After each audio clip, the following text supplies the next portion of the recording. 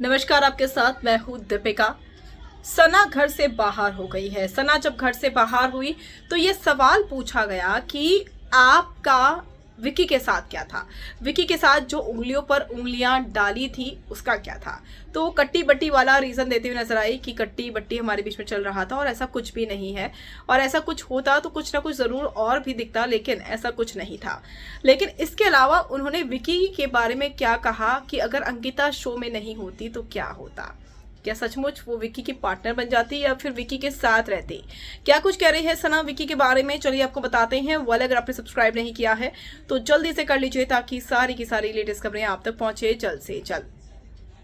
सना ने कहा कि अंकिता को जीतते हुए मैं देखना चाहती हूँ ट्रॉफी, और जब मैं घर से बाहर आई, मैं घर के अंदर तो ज़्यादा समझ नहीं पाई, लेकिन जब मैं घर से बाहर आई तो लोगों ने मेरे से कहा, मेरी फैमिली ने कहा, मेरे पेरेंट्स ने कहा कि अंकिता बहुत अच्छा कर रही है, अंकिता तुम्हारे पीठ पीछे बिचिंग भी नहीं करती है और अंकिता का गेम बिल्कुल सही जा रहा है।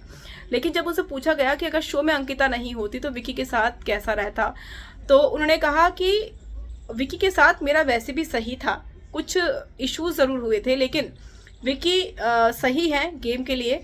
लेकिन अगर अंकिता नहीं होती तो मेरा इक्वेशन जो है वो विकी के साथ बेहतर होता।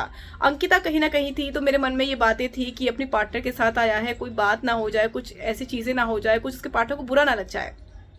लेकिन अगर अंकिता इस गेम में नहीं आती, विकी इस गेम में आते, तो मेरे इक्वेशंस, मेरे बेस्ट फ्रेंड जो होते वो विकी होते और मैं विकी के साथ शायद ज़्यादा कंफर्टेबल होती।